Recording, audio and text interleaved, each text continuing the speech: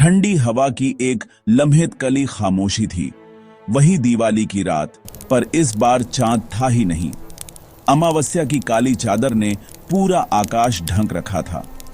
हमारे गांव छोटा, धूल से सना, जहां चौपाल में बूढ़े लोग शाम को कहानियां सुनाया करते हैं और रड्डार जैसी नाली पर हल्की सी रोशनी वाले घरों की कतारें होती हैं, उस रात कुछ अलग सी सिहरन में डूबा था।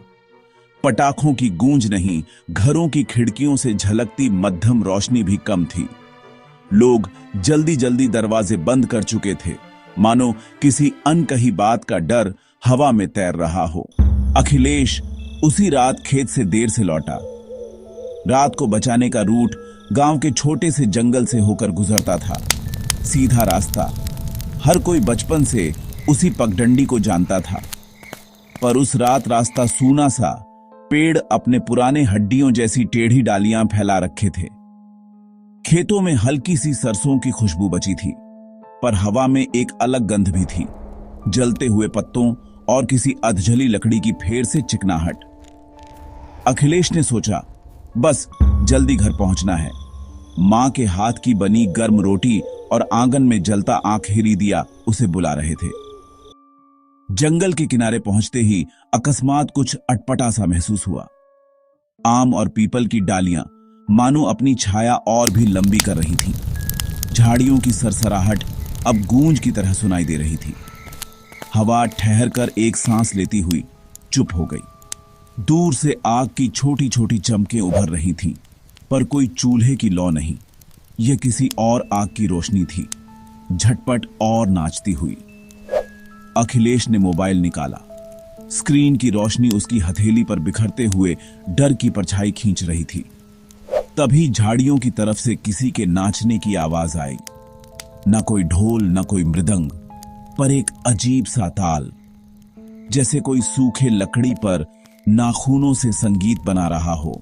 अखिलेश ने कदम तेज किए, पर गले में कुछ अटका हुआ सा महसूस हुआ। बोलते ही आवाज नहीं निकली। उसकी छाती सूखी सी हो चली थी। झाड़ियों के बीच एक गोल मैदान था और उस मैदान के बीच आग की अंगड़ाई में कोई आकृति घूम रही थी।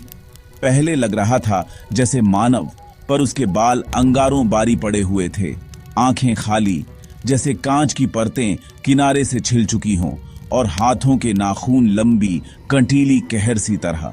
वह बिना शब्दों के आवाज निकालकर नाच रही थी, पर उसकी हर सांस जंगल को हिलाने के लिए काफी थी।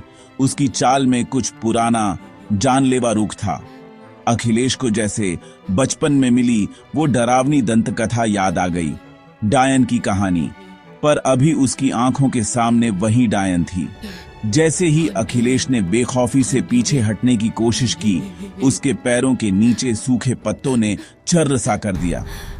छोटे से पैरों के नीचे पत्तों का कांपना जंगल की खामोशी में बड़ी तेज आवाज बन गया। डायन उसी आवाज पर झुककर उसकी ओर देखने लगी। उसने धीरे धीरे अपना सिर मोड़ा और उसकी आंखों ने अखिलेश की तरफ ऐसे देखा जैसे किसी पुरानी किताब में नाम दर्ज हो, पर उसके चेहरे पर अब बुरी भूखी हंसी का असर था। डायन ने झट से अपनी चाल तेज की। उसकी छाया जमीन पर फैलकर पेड़ों की दरारों में घुसने लगी। अखिलेश ने दहाड़ भरने की कोशिश की, पर उसका गला सूख चुका था। आवाज नहीं निकल रही थी। दिल की धड़कन कानों में टन टन कर उठ रही थी। डायन पास आती गई। उसकी सांसें गर्म और सड़ी हुई थीं। हर कदम पर आसपास की हवा जल के खनखनाने लगी। पत्तों की सरसराहट अब चीख में बदल गई। अखिलेश दौड़ना चाहता था, पर उसके पैर जमी सी लग रहे थे। प्याऊ के पास उगी जड़ें, खेत की आधी सूखी जुताई की बालियां, सब जैसे उसके नीची सांसों में जकड़ी डाल रही थीं। तभी पन्नों के बीच से एक सूखा पत्ता उसके पैरों के ऊपर फंसा और चर्र की आवाज निकली। उस आवाज ने डायन को झकझोर दिया। वह फिर से मुड़ी और उसकी आंखों में एक भयानक चमक दौड़ी। डायन ने धीरे धीरे अपना हाथ बढ़ाया। उसके नाखून चमकीले और कुटिल थे। वह जैसे कपड़े नहीं, आत्माएं चीर रही हो।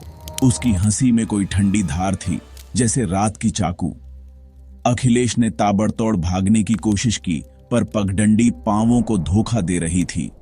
एक जगह पेड़ की जड़ ने उसकी टखने में फंसाया तो दूसरी जगह झाड़ी ने उसकी चोली पकड़ ली। डायन हर मोड़ पर नजदीक होती जा रही थी। उसकी सांसें अब अखिलेश के कानों में घुल रही थीं। वह गर्म और लोहे सी गंध लिए हुए। ओम जय माता दी, माँ दुर्गा माँ, माँ दुर्गा माँ।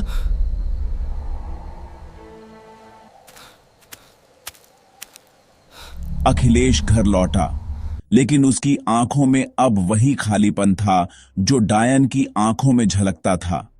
वह बोलों में कट गया लग रहा था। कभी कभी वो अपना गला खोलकर कुछ कहना चाहता, पर शब्द उसके साथ नहीं चलते। गांव वाले धीरे धीरे कहने लगे, डायन ने उसे छोड़ा नहीं, बस उसने उसे एक निशान दे दिया है। हर दिवाली पर जब घरों में दीपक जगमगाते और पटाखों की आवाजें गूंजती, अखिलेश की नजरें अनायास जंगल की तरफ उठ जातीं, जहां झाड़ियों के बीच अंधेरा घना होता और अक्सर एक छोटी सी परछाई दिख जाती। और जैसे ही कोई आवाज रुकती, उस परछाई से एक सूक्ष्म फुसफुसाहट निकलती, मानो कोई नाम आहिस्ता से पुकार रहा हो। अखिलेश। वो आवाज कभी पूरी तरह न रुकती। अखिलेश जानता था कि वह बच गया है, पर उसकी जान की कीमत पर उसने कुछ छोड़ दिया था। उसकी आवाज का एक टुकड़ा जो अमावस्या की हर रात थोड़ी थोड़ी कमजोर होकर और गहरा होता चला गया। एक निशान जो दिवाली की हर उजली रात में भी उसके गले के पास अंधेरी याद के रूप में मौजूद रहता। और गांव वाले अब भी कहते हैं, अमावस्या की दिवाली के बाद जब जंगल से आग की हल्की सी रोशनी नाचती है तो सावधान रहो, कहीं कोई डायन घने पेड़ों के बीच आग जलाकर अपना नया नाम न चुन रही हो। वो आवाज कभी पूरी तरह न रुकती,